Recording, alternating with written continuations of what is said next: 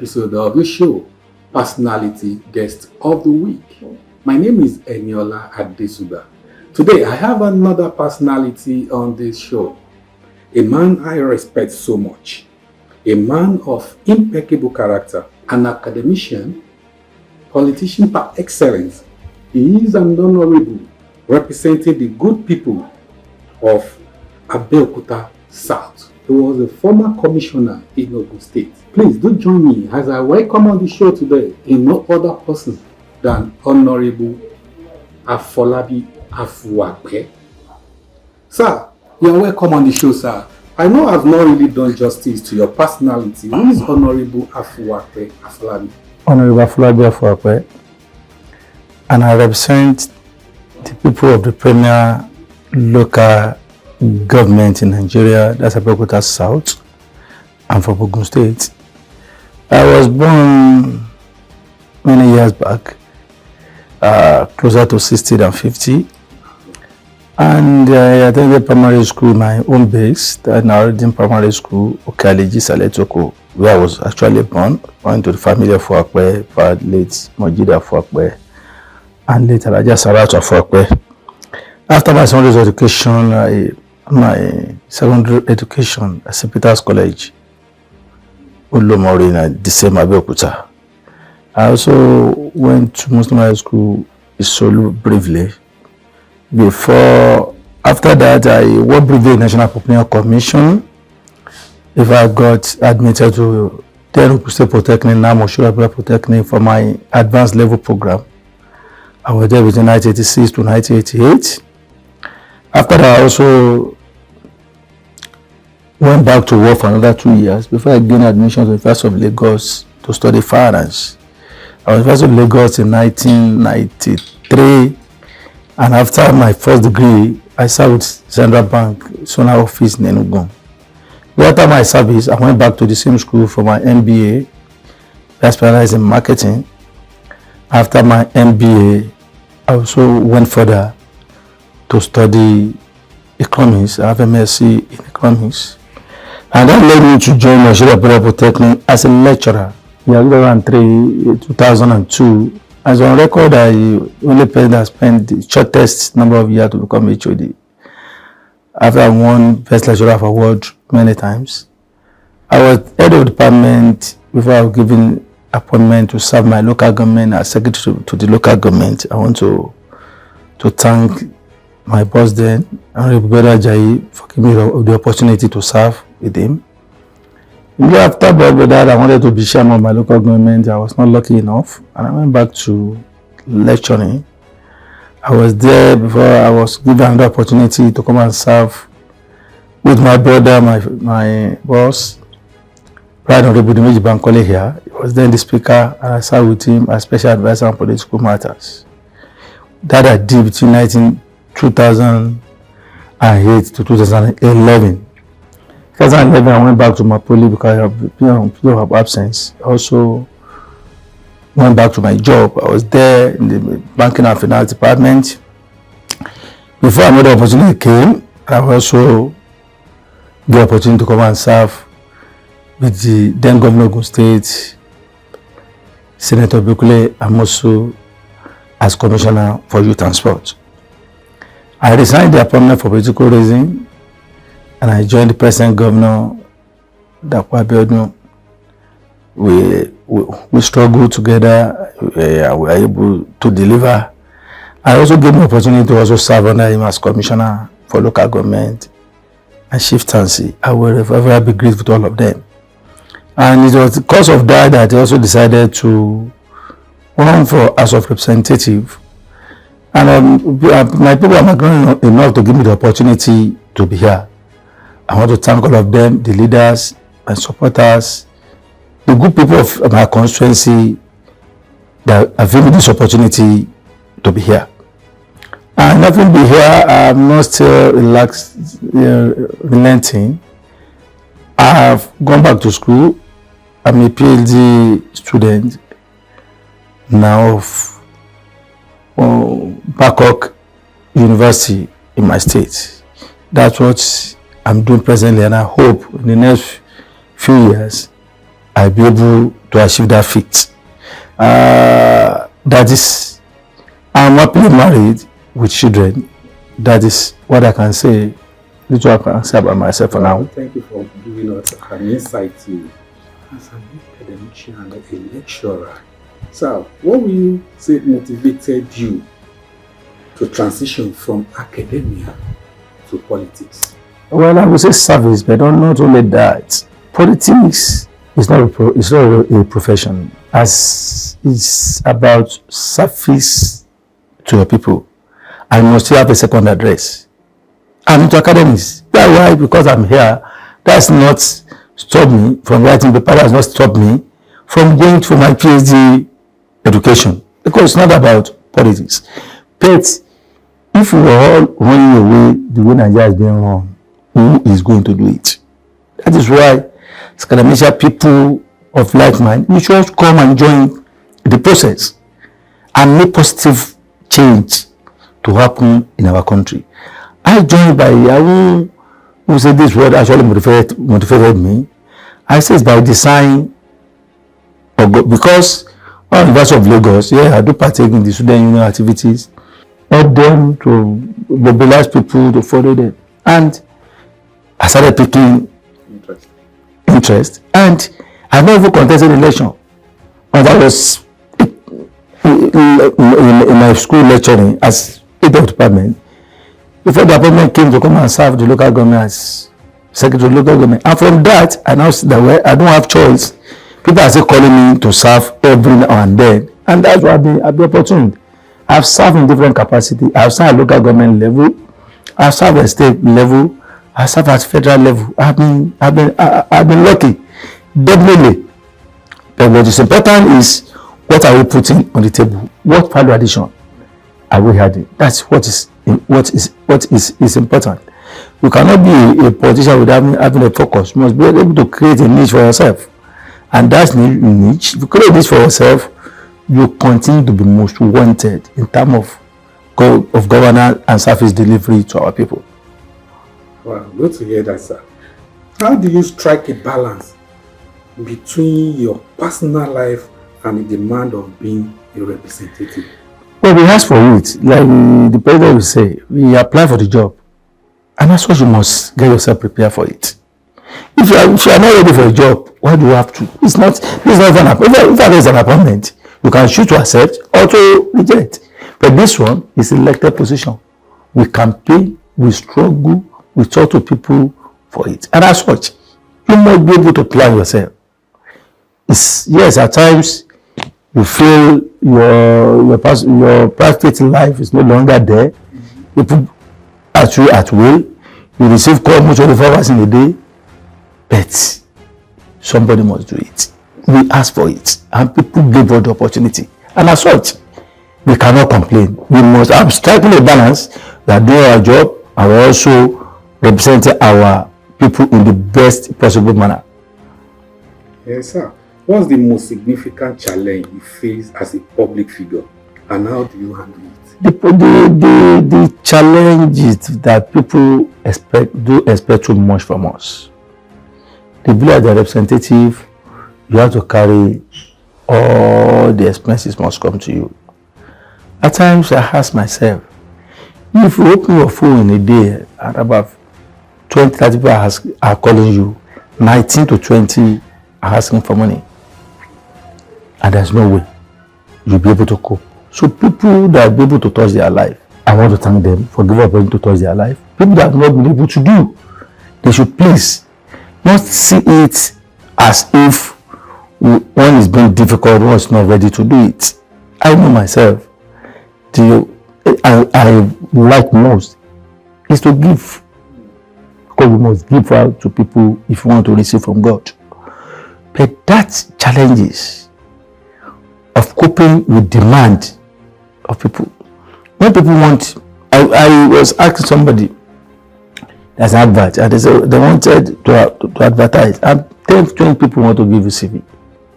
All of them want the job. And I will ask them, supposing they want to recruit 500 people, and by chance, they give opportunity to all members of rep to even bring slots. How many will I be opportune to get? Can't get more than one. We are 360 for crying loud. Senate are still there. More importantly, we cannot be sharing appointment with the federal government. The way you can help people that are qualified, you can use. But how many will you be able to do? I've told people the fear of expecting you to give them the job as if. So it is, and it's a level of our development anyway. So most time we don't blame them. If things are normal, they have opportunity for job, they have opportunity for means of livelihood, they will not depend on us. The dependent ratio is much. And most time, if you have some news about what you do, I ask myself, are you sure they're talking about me? Probably even more necessary one. As somebody saying, you are getting 36 million, getting this. I just ask myself, if as a commissioner, if as in my private life, I'm much more comfortable than the level I am now. But nevertheless, it is service to our people. We ask for the job. It must be done. And we must face the challenges. So I'm not complaining. Yeah, it's not, it's what we must do. And we continue to put in our best to ensure we give to our people the best of representation. So is there any money appropriate for all this demand from? No. We have a salary, and that is what makes the thing. We have only cost to run our offices.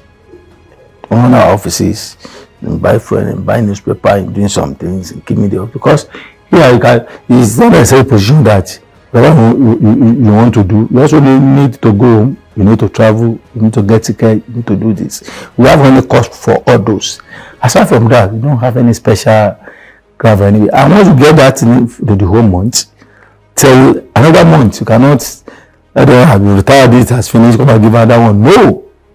You have to live within what is allocated for you on monthly basis. We are the executive, we are not the executive, and what we do is law making.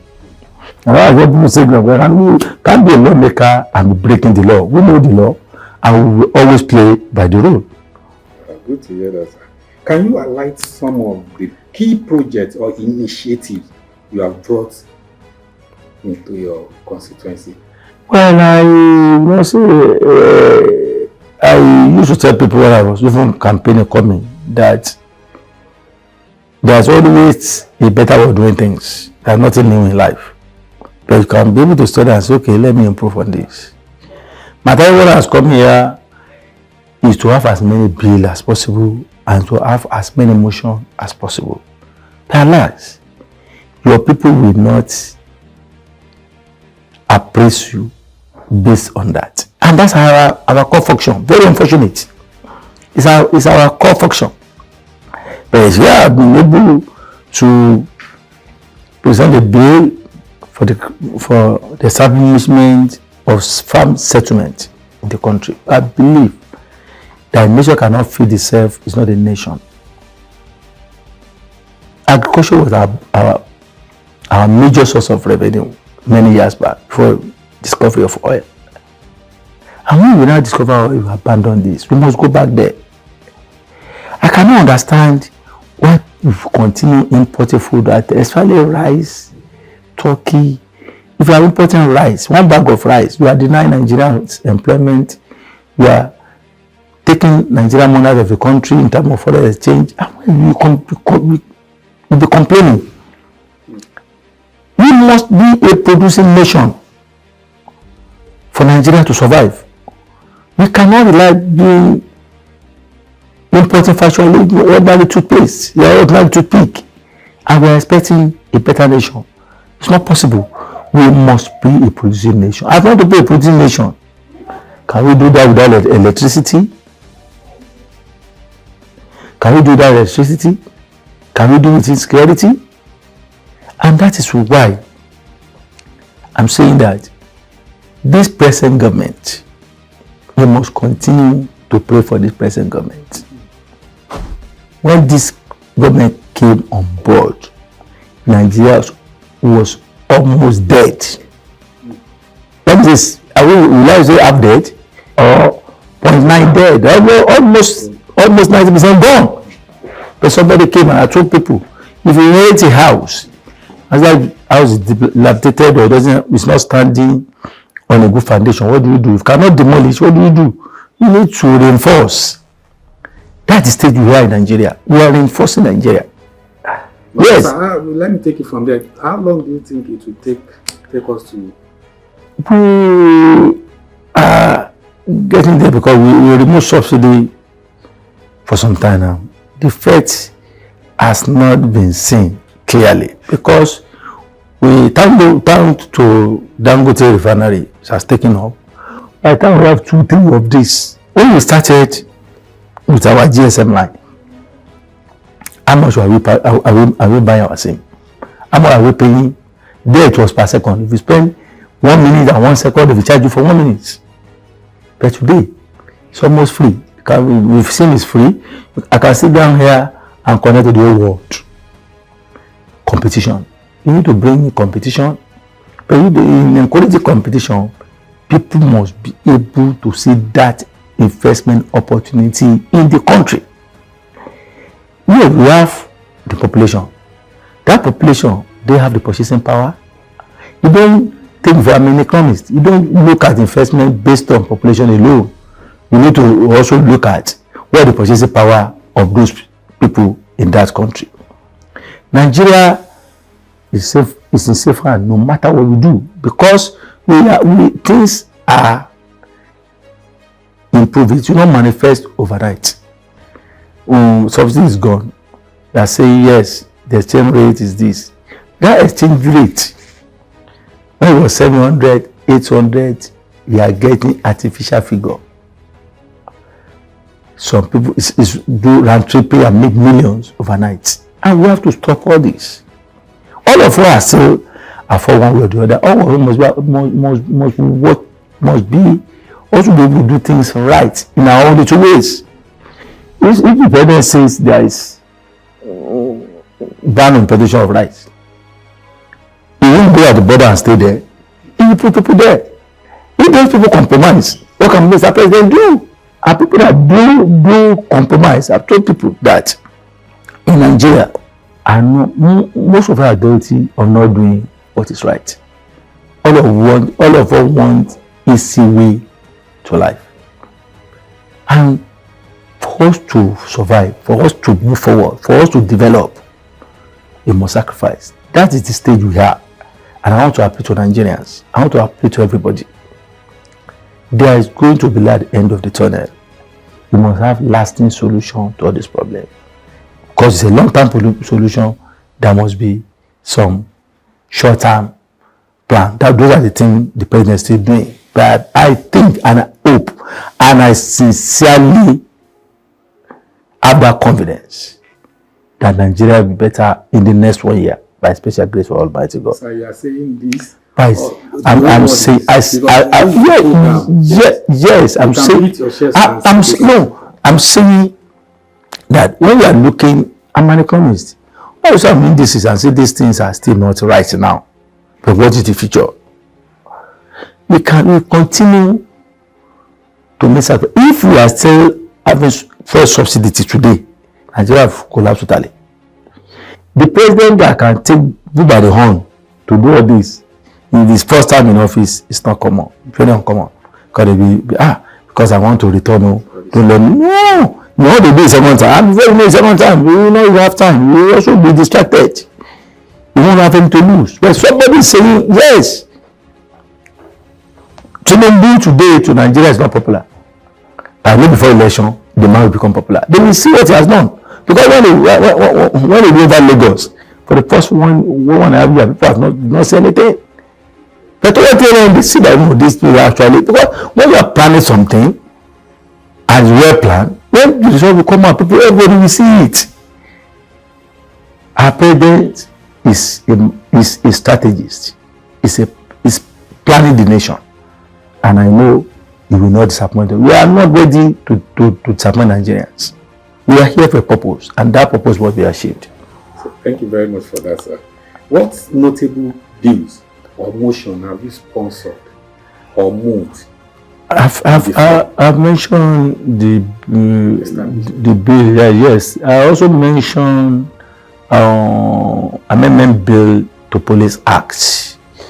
I believe strongly there must be community policing. How do I mean by community policing? Anybody that will be recruited should be recruited locally in a particular area. Anybody that wants to get to that area, the head chief of that village, Bale, must register their people with the police. When they say any new face in that place, they should go and register the person. And if they know themselves, they know each other, can people to ask you and say, please, and we can see you Mercedes-Benz. What are you doing for a living? They can challenge themselves. And that can aid our security challenge. It can bring it down. Because I know this, I know the police also know us. They understand our language. So that you bring an Igbo man to go to Yoruba land, they will also be planning something. You know, they don't understand what they're doing. So we need that. I'm also trying to work on narco bill. Over about 4 or 5 bills, but 2 have already been mentioned in the house. When people ask food, I really have 2 or 3 bills. The question that really comes to my mind is, do you know how many we are here? You should do 2, 3 bills. The year is gone. I also think whenever I come, I don't have 20 bills. That's not. It's not about all the bills should be bogus, but the effect. The effect, 1, then 2. You are not the only one here. Everybody wants to get bill. I cannot take only you. So you have to.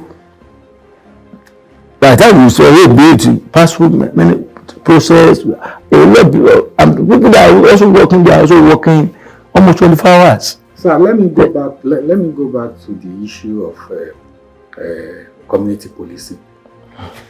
Don't you think this can be hijacked by the politician? Don't you think it can be hijacked? No. During the election, they can make use of. They cannot, because it's even better. But we know that this person is in this area. Anybody that want to put any evil there, I know the person personally. So who is going to finance the community? It's the government. We are always talking of recruitment. We want to recruit from that area. Let them also operate in their area of what? In the area that is they are familiar with.